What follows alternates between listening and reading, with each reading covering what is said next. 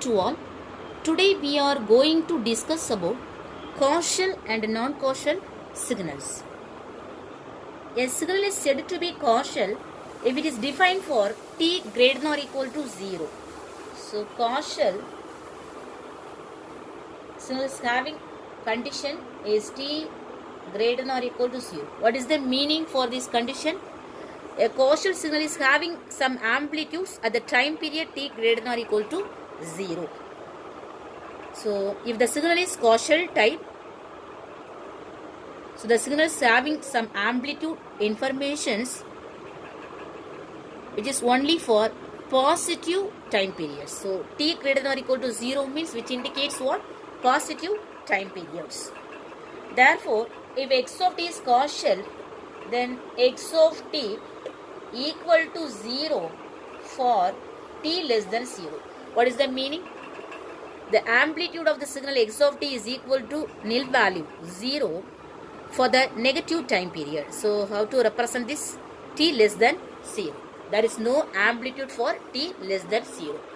Only the causal signal is having amplitude at the time period t greater than or equal to 0. Suppose if the signal type is non-causal, if it is defined for t less than or equal to 0. So non-causal type t less than or equal to 0. So if the signal is having some amplitudes is only for t less than 0. The x of t is non-causal, then x of t the amplitude not equal to 0. What is the condition? We know that t less than 0. So what is the meaning for this equation? So for this negative time periods t less than 0, the x of t is having some amplitudes for the type of non-causal. Okay.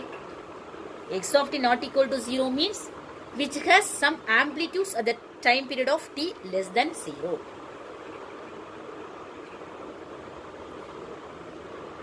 Examples of causal signals are unit step signal. Unit step signal. So what is the representation? X of t equal to u of t. What is the amplitude value? Is unity or 1. What is the condition? T greater than or equal to 0. So u of t value is equal to 1 is the maximum amplitude at the time period t greater than or equal to 0. Okay, so which obeys this condition of causal type of signal. Then similarly, exponential signal. Exponential signal. X of t is equal to a e power bt u of t. Okay. So the amplitude of the signal x of t is equal to a is a specific amplitude by using exponential type e power bt. The power of exponential must be positive. Then we have added one unit step signal u of t. So these combinations is called exponential signal. Okay. So what is the condition of unit step? Again we have easily cleared that t greater than or equal to 0. So t greater than or equal to 0, u of t value is equal to 1. So this type of signal is called causal type. Causal signal. Then some examples for non-causal type of signals. Again we have to take one example, exponential type.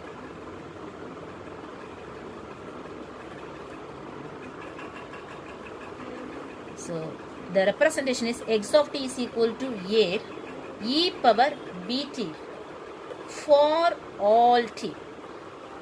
Okay. So this is the condition.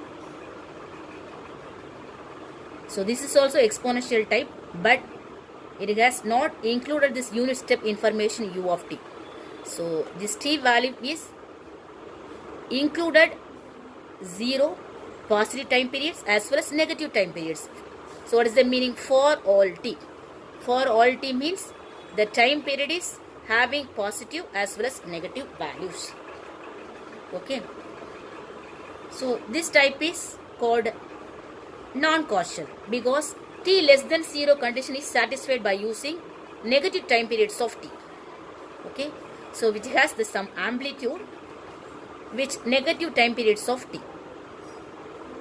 So which obeys this condition x of t not is equal to 0 for t less than 0. Then similarly complex exponential signal. So the representation is x of t is equal to a e power j omega naught t for all t. For all t condition which includes negative time periods also. Okay. So negative time periods means what is the basic rules behind this? T less than 0. So t less than 0 means negative time periods. So the x of t signal is having some amplitudes. So the amplitude is not equal to 0 for the condition t less than 0. So the complex exponential type signal is also which obeys this condition. So that these two type is called non-causal.